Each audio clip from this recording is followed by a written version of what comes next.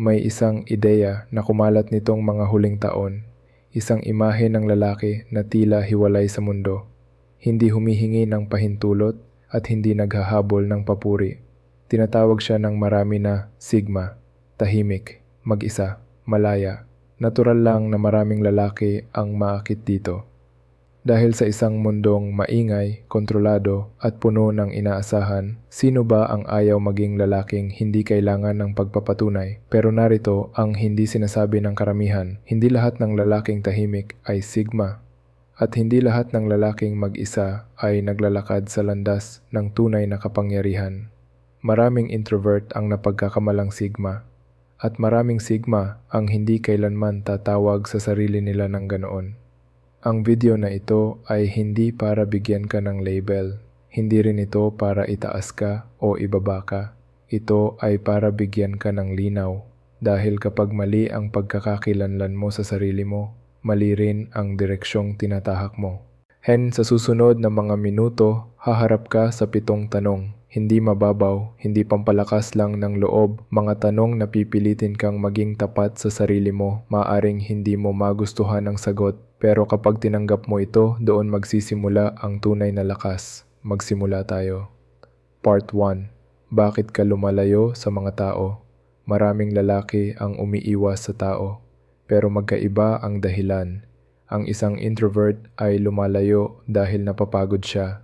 Kahit gusto niya ang kasama niya, kahit masaya ang usapan, may hangganan ang enerhiya niya. Pagkatapos ng pakikisalamuha, kailangan niyang mapag-isa para bumalik sa sarili.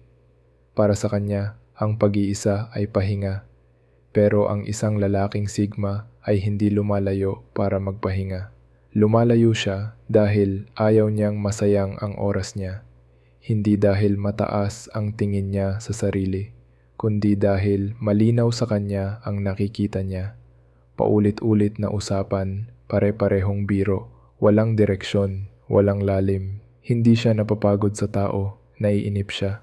Para sa Sigma, ang katahimikan ay hindi gamot. Ito ay lugar ng produksyon. Doon siya nag-iisip, doon siya nagpaplano, doon siya lumalakas. Mas kaunti ang ingay, mas malinaw ang isip. Mas kaunti ang tao, mas mabilis ang galaw. Kaya tanungin mo ang sarili mo, lumalayo ka ba dahil kailangan mong mag-recharge? O lumalayo ka dahil alam mong babagal ka lang kapag may kasama ka? Kung ang pag-iisa mo ay para makabawi, introvert ka. Kung ang pag-iisa mo ay para umusad, nasa landas ka ng Sigma. Part 2. Bakit katahimik? Ang katahimikan ay maaaring senyales ng takot at maaari rin itong senyales ng kontrol. Ang introvert ay kadalasang tahimik dahil nagdadalawang isip siya. May gusto siyang sabihin, pero pinipigilan niya ang sarili niya. Iniisip niya kung paano ito tatanggapin, kung may mali ba, kung mapapahiya ba siya. Tahimik siya dahil nag-e-edit siya ng sarili niya sa isip. Ang Sigma ay tahimik sa ibang dahilan. Hindi dahil wala siyang sasabihin, kundi dahil hindi lahat ay karapat-dapat pakinggan ang boses niya. Habang ang iba ay nagsasalita, siya ay nagmamasid. Pinapansin niya ang kilos, ang tono, ang tensyon, ang hindi sinasabi. Hindi siya naghuhusga. Sinusukat niya ang sitwasyon. Kapag nagsalita siya, diretso, walang palamuti, walang drama. Hindi para magustuhan, hindi para pumansin, para lang ilabas ang totoo. At kadalasan, iyon ang natatandaan ng mga tao. Kaya tanungin mo ang sarili mo, tahimik ka ba dahil natatakot kang magsalita? O tahimik ka dahil wala pang sapat na dahilan para magsalita? Kung takot ang dahilan, introvert ka. Kung disiplina ang dahilan, Sigma ka. Part 3. Gusto mo bang makibagay o kita mo na ang laro?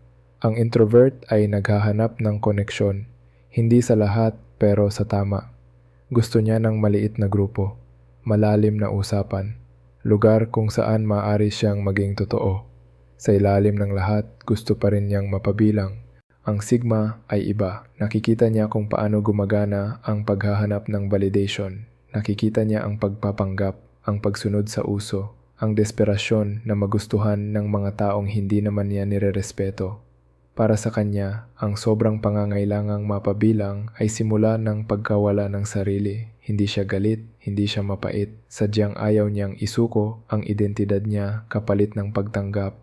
Kung sasali man siya sa isang grupo, pansamantala lang. At sa sandaling maging peke o kontrolado ang espasyo, aalis siya. Kaya tanungin mo ang sarili mo, pakiramdam mo ba ay nasa labas ka at naghihintay na tanggapin? O nasa labas ka dahil nakita mo na ang loob at pinili mong umalis? Kung naghihintay ka, introvert ka. Kung pinili mo, sigma ka. Part 4, paano ka tumutugon sa atensyon? Para sa maraming introvert, ang atensyon ay nakakailang. Kahit papuri, may kaba. Hindi nila alam kung paano tatanggapin. Kaya binababa nila ang sarili nila. Nagtatago sila.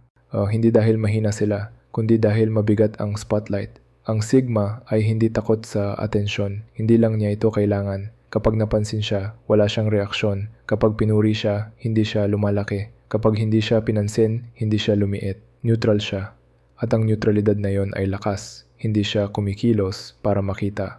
Kumilos lang siya. At kung may makapansin, ayos. Kung wala, ayos din. Kaya tanungin mo ang sarili mo. Iniiwasan mo ba ang atensyon dahil kinakabahan ka o dahil wala itong silbi sa layunin mo? Kung takot ang dahilan, introvert ka. Kung kawalang pakialam, sigma ka. Part 5.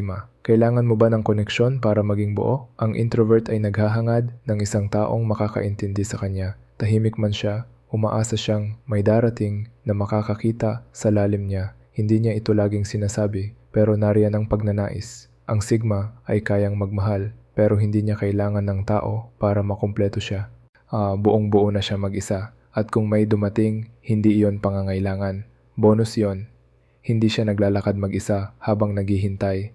Naglalakad siya dahil iyon ang landas niya. Kaya tanungin mo ang sarili mo, umaasa ka bang may darating para buuin ka? O tanggap mo na kahit walang dumating, payapa ka? Kung kailangan mo ng iba para maging buo, introvert ka. Kung buo ka na kahit mag-isa, sigma ka.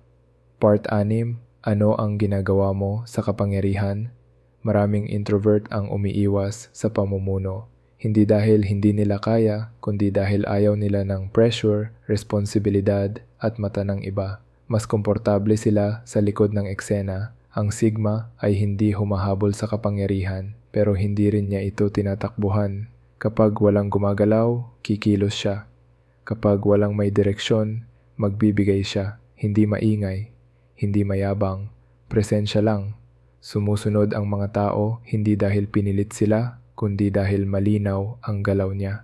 Kaya tanungin mo ang sarili mo, iniiwasan mo ba ang kapangyarihan dahil natatakot ka? O ginagamit mo lang ito kapag kailangan tapos bumabalik ka sa katahimikan? Kung takot, introvert ka. Kung kontrolado at tahimik, sigma ka. Part 7, ano ang ginagawa mo kapag hindi ka iginagalang? Ang introvert ay madalas umatras, tahimik, nag-iisip ng paulit-ulit. Sana ganito ang sinabi ko, sana ganoon ang ginawa ko. Ang sigma ay hindi nakikipagtalo, hindi nagpapaliwanag, hindi naghihiganti. Pinuputol niya ang access, umalis, tapos na. Para sa kanya, ang kawalang galang ay senyales, hindi debate. At kapag nakita na niya ito, hindi na siya babalik. Kaya tanungin mo ang sarili mo, kapag hindi ka nirerespeto, dinadala mo ba ito sa isip mo? O tahimik kang umaalis at hindi na lumilingon? Kung dinadala mo pa, introvert ka. Kung umaalis ka ng walang emosyon, sigma ka. Ending, hindi lahat ng tahimik ay sigma. Hindi lahat ng nag-iisa ay malakas.